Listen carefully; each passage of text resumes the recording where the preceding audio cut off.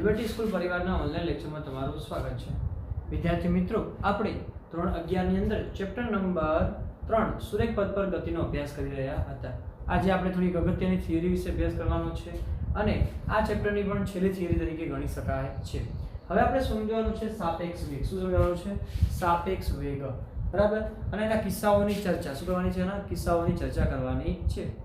તો જો આજે સાપેક્ષ વેગ છે શું, તો આપણે ગતિની વાત કરી કે ગતિ શું છે? એક સાપેક્ષ શું છે? સાપેક્ષ વસ્તુ બતાવે છે કે ભાઈ આની સાપેક્ષે ગતિ કરતો હોય, આની સાપેક્ષે ગતિ ન કરતો હોય।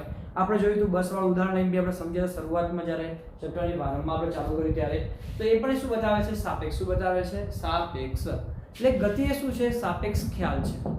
તેથી અવલોકનકાર કઈ નિર્દેશ ફ્રેમમાંથી ગતિ કરતા પદાર્થોનું અવલોકન કરે છે તે એનું મહત્વ છે। વ્યક્તિ ક્યાં બસમાંથી જોતું હતું કે વ્યક્તિ બહારથી જોતું એનું મહત્વ છે। વ્યક્તિ ક્યાંથી જોવે છે કોઈ વ્યક્તિને તો એના પરથી એ ગતિ વસાવે, ગતિ કરે છે કે નથી કરતું એ વસ્તુ બતાવે છે। એટલે ગતિની નિર્દેશ ફ્રેમ કઈ છે? નિર્દેશ ફ્રેમ એટલે કે જોવાની કઈ જગ્યાએ જોવે છે એ વસ્તુ બતાવે છે। જુદી જુદી નિર્દેશ ફ્રેમોની સાપેક્ષે એક જ ગતિ કરતા પદાર્થોનો વેગ કેવો હોય છે? જુદો જુદો। જો તમે ભલે ગતિ કોઈ એક જ પદાર્થ લેવામાં આવે છે પરંતુ એ પદાર્થ માટે નિર્દેશ ફ્રેમ અલગ અલગ લો। શું લો?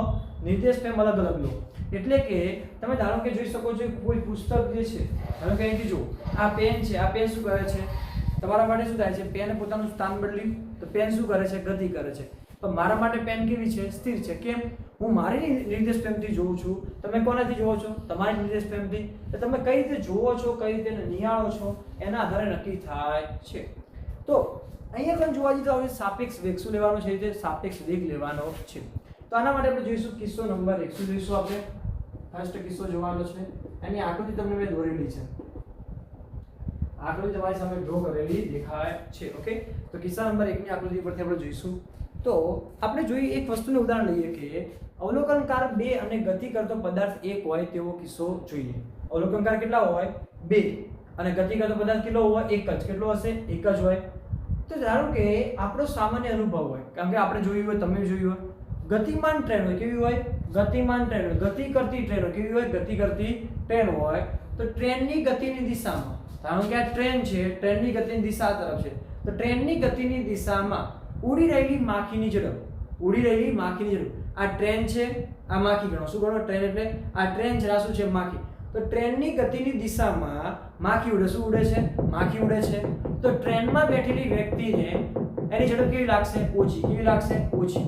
કારણ કે ટ્રેનમાં જે છે, સમજો કોઈ વ્યક્તિ ટ્રેનમાં બેઠું છે, તમે ધારો કે ટ્રેનની બહાર છો। ક્યાં છો? ટ્રેનની બહાર છો। હું ટ્રેનની અંદર છું, આ ટ્રેન જઈ રહી છે, આ શું છે? માખી છે।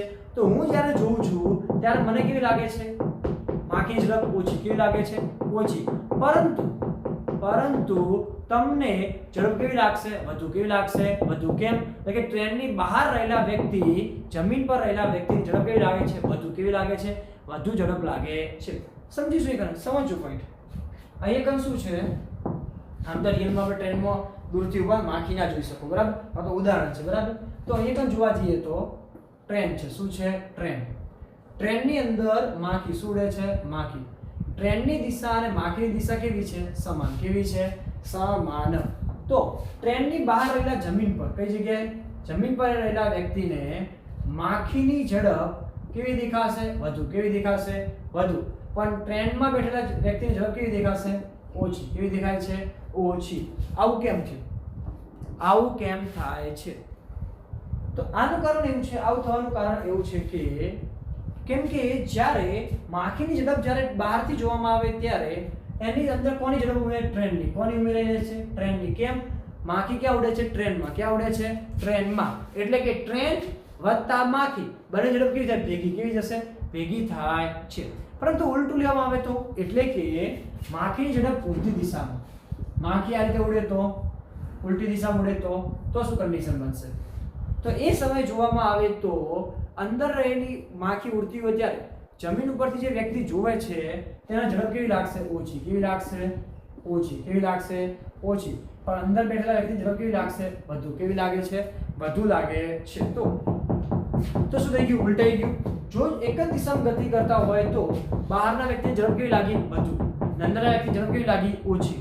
પરંતુ માખી અને ટ્રેનની ઝડપ કેવી વિરુદ્ધ, કેવી હોય? વિરુદ્ધ હોય તો ટ્રેનમાં બેઠેલા વ્યક્તિની ઝડપ કેવી લાગશે? વધુ. જ્યારે બહાર ગયેલા વ્યક્તિની ઝડપ કેવી લાગશે? ઓછી. કેવી લાગે છે? ઓછી. તો આવી કન્ડિશન તમારી સામે આવે છે. તો થોડું આપણે આગળ જોઈએ તો એના માટે તમે જોઈ શકો છો એક ઘટના છે. આ નિર્દેશ ફ્રેમ A છે. A એટલે કઈ વાળું છે? જમીન. ક્યાં લેવાની છે? જમીન. એટલે કે જમીન પરથી જોવામાં આવે છે. આ નિર્દેશ ફ્રેમ શું છે? B. એ કઈ છે? ટ્રેન. તો કોના દ્વારા જોવામાં આવે છે? ટ્રેન દ્વારા જોવામાં આવે છે. P જે છે બતાવે છે તમને માખી. શું બતાવે છે? માખી. P શું બતાવશે?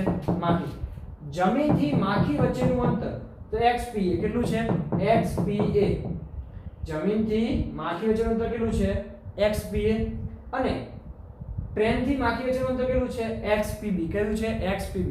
અને બે નિર્દેશ ફ્રેમ વચ્ચેનું અંતર કેટલું મળે છે? XBA. કેટલું મળે છે? XBA તમને મળે છે. તમને અલગ અલગ ક્રાઇટેરિયા મળે છે કે આ જમીન આ રીતે થશે, આની કિંમત આ રીતે થશે. તો આપણે એને સાબિત કરવાનું છે, કિંમત લાવવાની છે આપણે કોની સાપેક્ષમાં કોનો વેગ. તો હવે આપણે સમજી ગયા કે ધારો કે આપણે લખી શકાય બરાબર. ધારો કે જમીન પર ઉભેલી વ્યક્તિની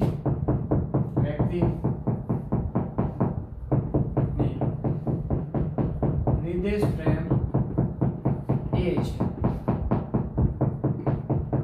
ટ્રેનમાં રહેલા વ્યક્તિની નિર્દેશ ફ્રેમ B છે. શું છે? B છે. અંદર ઉભેલા વ્યક્તિ માટે બહારથી જોશે તો A વડે, અંદર જોશે તો B વડે. હવે આપણે થોડી વસ્તુને જોઈએ. માખી ને P સ્થાન પર શું લઈએ છીએ આપણે? P કહીએ. શું કહીએ છીએ? P કહીએ તો બરાબર. તો T સમય જોવા જઈએ તો કયા સમયે? T સમયે જોવા જઈએ તો એ નિર્દેશ ફ્રેમ દ્વારા કયા નિર્દેશ ફ્રેમ દ્વારા? એ નિર્દેશ ફ્રેમ દ્વારા T સમયે એ નિર્દેશ ફ્રેમથી અંતર એ નિર્દેશ ફ્રેમથી અંતર કેટલું મળશે તમને? XPA. કેટલું મળશે? XPA. બરાબર. XPA. અને B નિર્દેશ ફ્રેમથી કેટલા અંતરથી? B નિર્દેશ ફ્રેમથી અંતર શું મળશે તમને? XPB. PB. કેટલું મળશે? XPB મળશે. તો અહીંયાથી અંતર જોઈ શકાય છે XPA. અહીંથી અંતર કેટલું લઈએ છે? XPB. ઓકે, તો અંતર મળી જશે. હવે જોવા જઈએ તો આકૃતિ પરથી કયા પરથી? આકૃતિ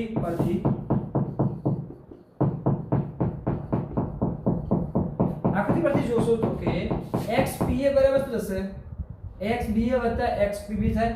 આ અંતર આખું મોટું છે, એના બે ભાગ પડેલા છે, તો બંને શું કરવો પડે? સરવાળો.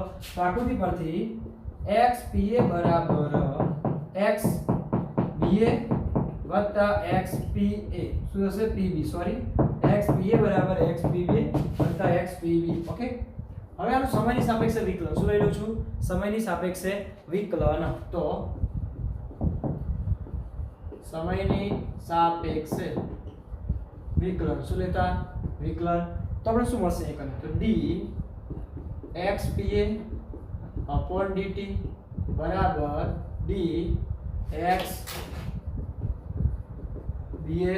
/ DT વત્તા D XPB / DT.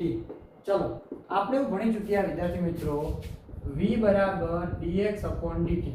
ભણ્યા છો? V બરાબર dx / dt. આવું કંઈ ભણેલા છીએ? ભણેલા છો ને? ઓકે, તો અહીં શું થશે? આની કિંમત શું થશે? V. તો VPA. અહીં શું થશે? VBA વત્તા VPB. શું થશે? VPA બરાબર VBA બરાબર થશે. તો એ શું કરીએ છીએ? અહીંયા કરે થોડી વસ્તુને આ VPB ને શું કરી દઈએ? આ બાજુ લઈ દઈએ બરાબર. તો એ શું મળશે આપણને? VPA - VPB બરાબર VBA. શું થશે? VBA. તો VBA બરાબર શું લખી શકાય? VPA - VPB. શું મળે? VBA બરાબર VPA - શું મળશે? VPB. તો એ શું થાય છે? આ જોવા જઈએ તો અહીંયા પણ જોવા જઈએ તો શું થશે? હવે સમજો એક આ બહુ કન્ડિશન મળે છે. આ A નિર્દેશ ફ્રેમની સાપેક્ષે કોની ગતિ? P ની ગતિ. B નિર્દેશ ફ્રેમની સાપેક્ષે B ની ગતિ. તો અહીંયા શું મળશે તમને? A ની સાપેક્ષે B ની ગતિ. કોની મળશે? એની સાથે. તો જે પાછળ હોય શું લેવાશે? સાપેક્ષ. શું લેવાશે? પાછળ હોય સાપેક્ષ. એટલે પાછળ શું લેવાશે? સાપેક્ષ. તો એ લખી શકાય VPA A ની સાપેક્ષે માખીની ગતિ, VPB તો શું લેવાય B ની સાપેક્ષે માખીની ગતિ, અને VBA તો શું આવશે A ની સાપેક્ષે B ની ગતિ. કોની આવશે B ની ગતિ. તો આ પ્રકારનો પ્રશ્ન તમારી પરીક્ષામાં પૂછાઈ શકે સાપેક્ષ. તો હજુ એક કિસ્સા નંબર 1 શું છે, કિસ્સા નંબર 1, હજુ કિસ્સા નંબર 2 બાકી છે. ઓકે, ચલો પહેલા ફટાફટ આટલું લખી દઈશું, પછી આપણે આગળ જોઈએ. આકૃતિ આના માટે એક જ છે, બરાબર. આ આકૃતિ દોરી દઈશું, પછી બીજા કિસ્સા માટે બીજી આકૃતિ આવશે. ચલો ફટાફટ લખી દો, પછી આપણે આગળ જોઈએ.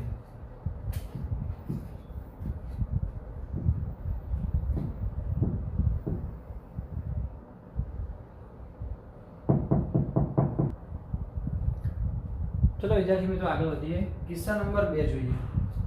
હવે એવું હોય, પહેલા શું હતું કે અવલોકનકાર 2 હોય અને ગતિ કરતો પદાર્થ કેટલો હોય, એક જ હોય. આપણે જો અવલોકનકાર 2 હતા A અને B વાળા, પરંતુ ગતિ કરતો પદાર્થ શું હતો, એક જ માખી હતો. હવે ઉલટું લઈએ, અવલોકનકાર 1 શું લઈએ, અવલોકનકાર 1 અને ગતિ કરતા પદાર્થ કેટલા હોય, 2. કેટલા હશે, 2 હોય. તો આપણે એવો કિસ્સો જોઈએ. તો ધારી લઈએ કે ધારો કે A અને B કેવા છે, A અને B સાથે સંકળાયેલ નિર્દેશ ફ્રેમો કઈ છે, તો OXY કઈ છે, OXY એટલે કે O એનું ઉગમ બિંદુ છે, X અને Y એ છે, અને એ જમીન છે, કઈ છે, જમીન, બરાબર. તો આ શું બતાવે છે, એક અને A અને B સાથે સંકળાયેલ નિર્દેશ ફ્રેમ કઈ છે, આકૃતિમાં દર્શાવેલ A અને B સાથે સંકળાયેલ નિર્દેશ ફ્રેમ OXY કઈ છે, OXY છે, કઈ છે, OXY છે. તો વિદ્યાર્થી મિત્રો આપણે આ વસ્તુને સમજી લઈશું. અહીંયા કને કઈ મળશે તમને, અહીંયા કને OXY કઈ મળે છે, OXY મળે છે. તો એની ક્રાઇટેરિયા ઉપર આપણે જઈએ તો થોડું સમજ. તો વિદ્યાર્થી મિત્રો શું છે, નિર્દેશ ફ્રેમ કઈ લેવાની છે, OXY કઈ લેવાની છે, OXY. તો આ નિર્દેશ ફ્રેમમાં A અને B કર્ણના સાપેક્ષ વેગ અનુક્રમે કેટલા લઈએ આપણે, તો VGA શું લઈએ, VGA અને VGB, બરાબર. તો શોર્ટમાં જોવા જઈએ તો આ શું છે, GB એટલે સાપેક્ષ, શું બતાવે છે, સાપેક્ષ. તો G ની સાપેક્ષે A અને G ની સાપેક્ષે B. OXY નું શોર્ટ ફોર્મ શું લખ્યું છે, G શું લખ્યું છે, એક અને G તરીકે દર્શાવવામાં આવે છે, બરાબર. તો અહીં શું લખી શકીએ આપણે, G લખી દઈએ, બરાબર. તો આના વેગ શું થશે, A નો એક અને તો V શું બનશે આપણા માટે, VGA શું થશે, VGA એવું થશે, બરાબર. તો VGA આનું શું થશે, VGB શું કરીએ છીએ, VGB. ઓકે, હવે આપણે જોવા જઈએ તો થોડું વધારે આગળ જઈએ. પદાર્થ B ની સાપેક્ષમાં A નો વેગ, પદાર્થ B ની સાપેક્ષમાં કોનો લેવો છે, A નો વેગ, અથવા A ની સાપેક્ષમાં B નો વેગ. શું લઈએ આપણે, ચલો પહેલા A ની સાપેક્ષમાં B નો વેગ કરીએ. તો V આપણે આગળ જોયું પ્રમાણે સાપેક્ષ એટલે શું લખાય છે, સાપેક્ષ હશે પાછળ આવશે, તો શું આવશે, BA. કોની સાપેક્ષ છે, A ની સાપેક્ષે B નો વેગ. એ લખો શું લખાશે, તો VGA VGB શું થશે, VGA VGB. ઓકે, એ થોડું ધ્યાન રાખી દઈશું. આ વસ્તુને પૂરેપૂરું ધ્યાનમાં રાખવાનું છે અહીંયા. ઓકે, તો આ ચેન્જીસ ઉપર થોડું ધ્યાનમાં આપીશું અહીંયા. હવે અહીંયા કન્ડિશન જોવા જઈએ તો અહીંથી માઈનસ કોમન લઉં, શું લઉં છું, માઈનસ કોમન લઈ લઉં છું. તો માઈનસ કોમન તો શું કરીએ, -VGB શું કરીએ છીએ, -VGB અને -VGA શું કરી નાખીએ છીએ, ઉલટા સુલટું. એટલે માઈનસ ટુ આગળ લાવું, પ્લસ ને ક્યાં લઈ જઉં છું, પાછળ લઈ જઉં છું. તો આવું કરવાથી શું થશે, આના ચિહ્નો બદલવા, શું કરવા છે, ચિહ્નો બદલવા છે. એટલે કે VBG શું કરી નાખું છું, VBG એટલે પ્લસ હોય માઈનસ છે, માઈનસ થઈ જશે પ્લસ.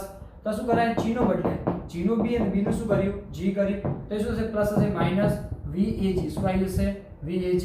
અને લખવું શું લખી શકાય, VB VA શું લખી શકાય, VB VA. તો VBA ની કિંમત શું આવે, VB VA. તો સિમ્પલ ભાષામાં શું કરવાનું, અહીંયા પહેલો શું છે, B, તો અહીંયા શું આવવો જોઈએ, B આવવો જોઈએ. અહીંયા A, તો અહીંયા શું આવવો જોઈએ, A આવવો જોઈએ. તો તમારો જવાબ સાચો. અહીંયા VBA તો શું આવે, VB VA. એ જ રીતે તમારે VAB કોની સાપેક્ષે, B ની સાપેક્ષે A માટે, B ની સાપેક્ષે A નો વેગ. તો તમને શું મળશે, એક અને VAB શું હશે VAB તો VA ઓછા શું થઈ જશે VB શું થશે VA ઓછા VB અહીંયા ધ્યાન રાખવાનું છે મેં શું કર્યું છે અહીંથી પ્લસ માઈનસ નો ચેન્જીસ શું કર્યું છે પ્લસ માઈનસ નો ચેન્જીસ આવું ક્યારે શક્ય બની શકે તો કે જ્યારે તમે શું કરવાના ચિહ્નો બદલો ત્યારે આ G નું B અને શું કર્યું B નું G ઉલટ સુલટ શું કર્યું છે ઉલટ સુલટ તો દિશા ઉલટાઈ જાય તમે B થી G જતા હોય શું આવે G થી B આવે શું આવે G થી B તો તમને શું બતાવે દિશાને ઉલટાવવા માટે શું કરવું પડે ખાલી પ્લસ માઈનસ નું ચિહ્ન બદલવા પડે ઓકે તો આ શું તો કિસ્સા નંબર 2 કોનો સાપેક્ષ વેગનો ચલો ફટાફટ લખી દઈશું પછી આપણે આગળ જોઈએ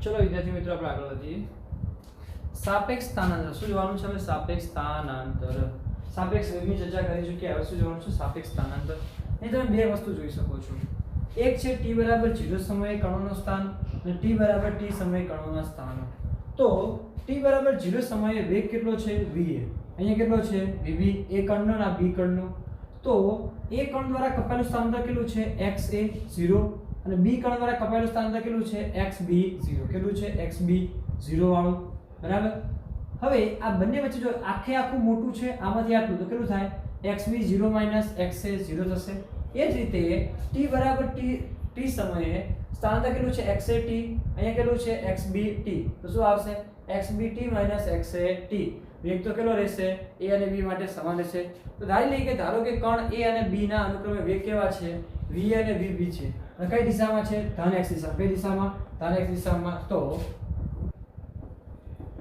ધારો કે કણ a અને b ના વેગ અનુક્રમે va અને vb એ ધન x અક્ષની દિશામાં છે શેમાં છે ધન x અક્ષની દિશામાં છે તો t બરાબર 0 સમયે સ્થાનાંતર કેટલું છે x એ 0 અને xb 0 તો t બરાબર 0 સમયે સ્થાન x a 0 અને xb 0 છે તથા t બરાબર t સમયે સ્થાન કઈ મળ્યું આપણને x a t અને બીજું તમને શું મળે છે xbt છે કયું છે xbt છે x એ 0 બીજું શું છે xbt છે હવે આકૃતિ પર તમે જોઈ શકો છો આ આખું મૂલ્ય લેવું શું લેવું હોય આખું મૂલ્ય લેવું હોય તો શું કરવું પડે તમારે અહીંથી આનો અને આનો ગુણાકાર કરવો પડશે તો આકૃતિ પરથી થોડી વસ્તુ સમજજો વિદ્યાર્થી મિત્રો થોડું અટપટું લાગશે પણ આપણા માટે સાબિતી માટે થોડું ઇમ્પોર્ટન્ટ થઈ જાય છે એટલા માટે થોડી વાતને સમજીને ચાલીશું અહીંયા કરે તો કે આકૃતિ પરથી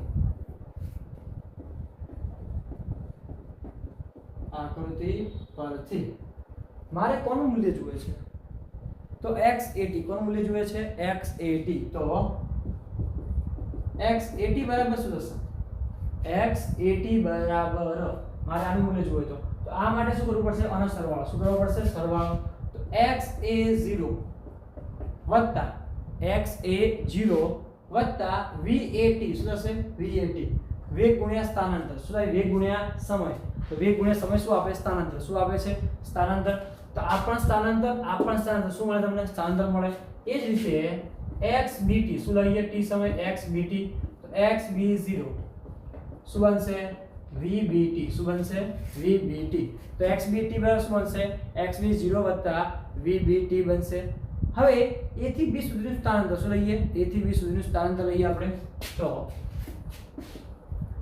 a થી b સુધીનું સ્થાનાંતર તો શું થશે કને x a શું લેશો આપણે જવાબની અંદર કઈ રીતે બાદબાકી કરશો તો x b a t શું કરીએ b a t તો શું આવશે અહીંયા કને x b t માઈનસ થશે x b sorry x a t શું આવશે x a t ચલો x b t ની કિંમત કેટલી મળી આપણને આખી તો x b 0 v b t minus એ શું થશે આપણા માટે minus x a 0 minus v a t શું થશે માઈનસ v a t હવે શું કરીએ આને જોડે લાવીએ તો x b 0 minus x a 0 અહીં શું કરીએ plus v b t minus VAT, તો આને આપણે રાખીએ xb 0 માઇનસ xa 0 અને t ને શું કરીએ કોમન, તો vb માઇનસ va ઇન્ટુ શું થશે t, શું થશે t, તો xb 0 માઇનસ xa 0 વત્તા vb માઇનસ va ઇન્ટુ શું થશે t, શું થશે t. તો આ રીતે તમે સમીકરણનો કોઈ બી વસ્તુ મેળવી શકો છો. તો આ બધી અર્થ શું થાય, જ્યારે તમે b અને a નું સ્થાનાંતર લેવા ગયા તો તમને વેગ કેટલો મળ્યો, vb માઇનસ va, શું મળે છે vb માઇનસ va, એટલે કે સાપેક્ષ વેગ જોવા જઈએ vba, શું લઈએ vba બરાબર તમને શું મળ્યું vb માઇનસ va, શું મળે છે vb માઇનસ va મળે છે. તો તમારા માટે શું આવશે જવાબ, શું આવે છે જવાબ આવી જાય છે. તો આ વસ્તુનું થોડું ધ્યાન રાખીશું. આ ટાઈપનો પ્રશ્ન આ થોડો અળવિત્રો છે, પણ આ તમે બીજી વાર રિપીટ કરીને જોશો તમને તરત આવડી જશે. ઓકે, ચલો પેલા ફટાફટ લખી દઈશું, પછી આપણે આગળ જોઈએ.